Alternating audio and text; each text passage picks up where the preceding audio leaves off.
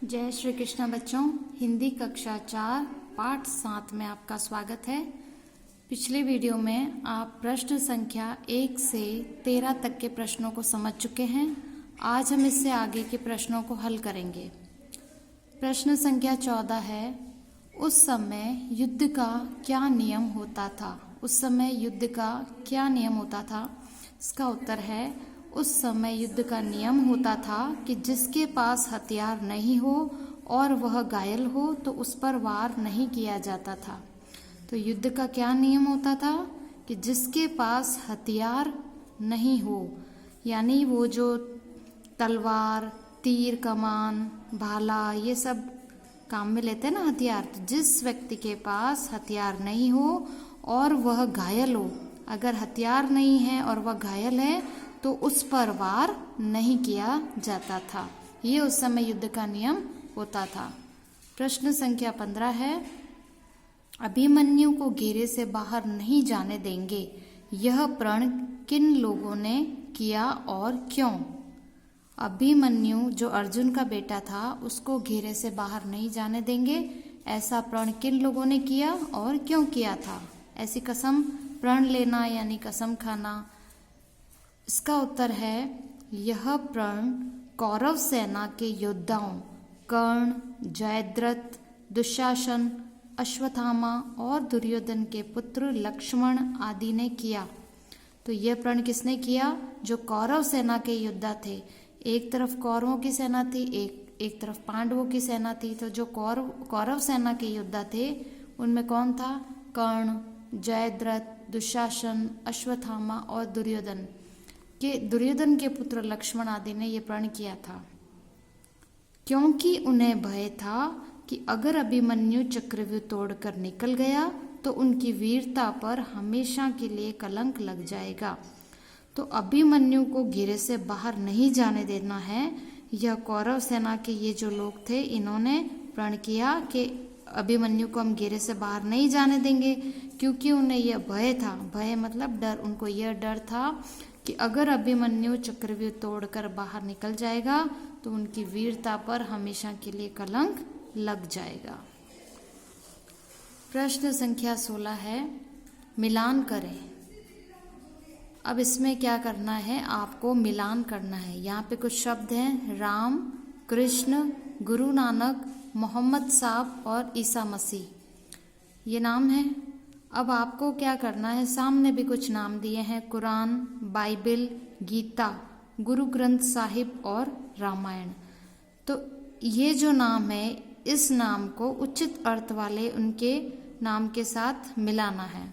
अब जैसे राम, तो राम को हम किससे मिलाएंगे? हम राम को कुरान से मिला दें तो ये सही नहीं है। बाइबल से मिलाएं, ये भी सही नहीं है। गीता तो कृष्ण भगवान से संबंधित है। गुरु ग्रंथ साहिब गुरु नानक से संबंधित है। तो राम में किससे मिलान करेंगे? राम का रामायण से, क्योंकि रामायण के अंदर श्री राम जी का ही चरित्र लिखा हुआ है। तो राम को किससे मिलाएंगे? रामायण से। कृष्ण को किससे मिलाएंगे? कृष्ण को गीता से मिलाएंगे, क्योंकि कृष्ण जी ने उपदेश दिए हैं वो सब किस में लिखे हैं? गीता में। तो कृष्ण का संबंध किससे है? गीता का, राम का रामायण से। अब है गुरु नानक, तो गुरु नानक का संबंध किससे है? गुरु ग्रंथ साहिब। इसी तरह मोहम्मद साहब का है कुरान से संबंध है। और ईसा मसीह का किससे संबंध है? बाइबल से। तो अपन ने यहाँ बाइबल से मिला दिया। तो इस तरह अपन ने इसको मिलान किया है। तो राम, कृष्ण, गुरु नानक, मोहम्मद साहब, ईसा मसीह, इन सबको हमने मिलाया है। देखो, राम और कृष्ण अपने हिंदू भगवान के देवता हैं। गुरु नानक को कौन मानते हैं? और मोहम्मद साहब को कौन? और ईसा मसीह को कौन? तो ईसा मसीह को तो जो ईसाई समुदाय होते हैं वो मानते हैं। मोहम्मद साहब को मुस्लिम समुदाय होता है, मुस्लिम लोग, वो मानते हैं। और सिख लोग होते हैं वो गुरु नानक साहब को मानते हैं। तो हमारे 4 धर्म भी बताए गए ना, हिंदू, मुस्लिम, सिख, ईसाई। तो ये हो गए हिंदू, ये मोहम्मद साहब मुस्लिम, ये गुरु नानक सिख और ईसा मसीह ईसाई। तो इनको हमने इनके ग्रंथों से मिला दिया। प्रश्न संख्या 17, कौरव भयभीत थे। कौरव क्यों भयभीत थे, है ना। कौरव क्यों भयभीत थे, यानी कौरव किस बात से डर गए थे। भयभीत होना यानी डर जाना। कौरव किस बात से भयभीत थे, तो इसका उत्तर है युद्ध में चक्रव्यूह तोड़ने में अभिमन्यु की वीरता देखकर पितामह भीष्म विस्मित थे, जबकि कौरव भयभीत थे। उन्हें भय था कि अगर यह बालक चक्रव्यूह तोड़कर निकल गया तो उनकी वीरता पर हमेशा के लिए कलंक लग जाएगा। कौरव किस लिए भयभीत थे, क्योंकि युद्ध में चक्रव्यूह तोड़ने में अभिमन्यु की वीरता जैसे उन्होंने देखी कि अभिमन्यु चक्रव्यूह को तोड़ते हुए चक्र के केंद्र में पहुंच गया, चक्रव्यूह में बीच में पहुंच गया था, तो अभिमन्यु की वीरता देखकर पितामह जो भीष्म थे वो विस्मित थे। विस्मित होना है ना, आश्चर्यचकित होना, वो आश्चर्यचकित थे, जबकि कौरव भयभीत थे। भीष्म पितामह को तो आश्चर्यचकित थे और कौरव थे वो डर गए थे, डरे हुए थे।